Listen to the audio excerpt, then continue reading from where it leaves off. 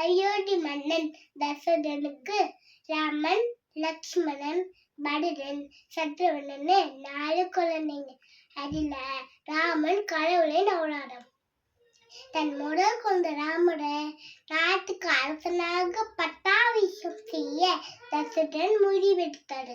ஆனா ராமனோட சித்தியும் அவங்க தாயுமான கைகேயி தன் பணிப்பெண் கூனியோட கெட்ட யோசனையை கேட்டு ஒரு தப்பான காரியம் செஞ்சாங்க.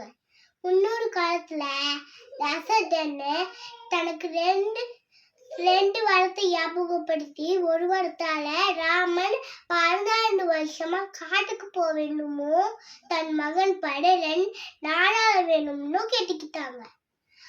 தந்தை தசரதன் தவித்தார். ஆனா ராமனோ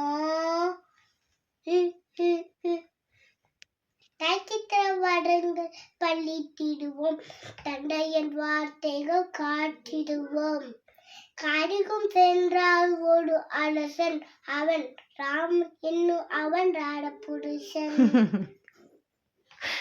சரி, ஓகே, சொல்லுங்கடா. அப்புறம் சீதாராமன் அயோத்தி மன்னன் கொண்டாடப்பட்ட தீபாவளி பண்டிகை ராமனின் உடல் வரை போக்குவம். Very good, super.